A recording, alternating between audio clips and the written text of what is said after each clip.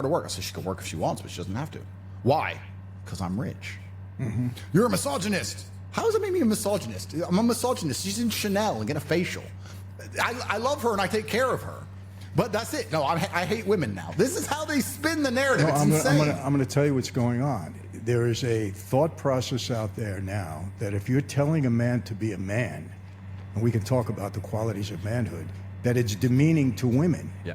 And I said, no. If you're telling a man to be a man and teaching him how, that's a benefit to women. Absolutely. And they don't get it. People don't get it. It's like you're taking a woman's rights away by being her man. Yeah. You know, look, I'm married 39 years, yesterday actually, 39 years. Congratulations. Thank you, thank you. And my wife could work if she wants to. Do I want her to? No, I don't want her to work. She doesn't have to work. I don't want her to work. Yep. But if she wanted to and she's real, okay, you can work, you know. She does all my video work, so she works for me. Yeah. You know, I just don't want anybody else telling her what to do. That's just how I feel. 100%. It's my wife. Yeah. I don't want another man or anybody else telling her what to do. Yeah. Okay, is that a misogynist? Most people would say yes. Yeah. But why? There's a large proportion of the population who would try and say you're a bad person. Yeah, why? And they do this because they're pitting us against each other. That's why they're trying to attack masculinity to the point where they will say, if you're remotely masculine, you are harming and hurting women, which of course is false.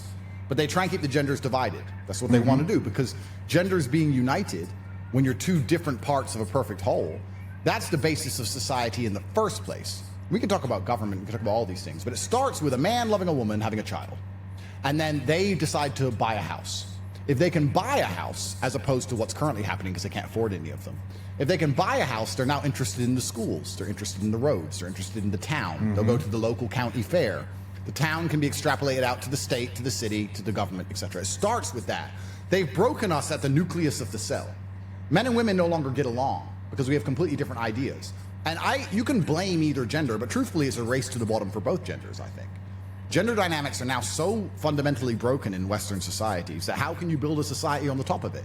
How can you build a society on the top of women who don't want to listen to their man ever? Men who don't want to marry a woman because she's either going to financially wreck him or he's not going to feel like the king of his own household, which is what a man wants. Why would you marry a woman who says, I'm not going to listen to you? Well, then why am I marrying you?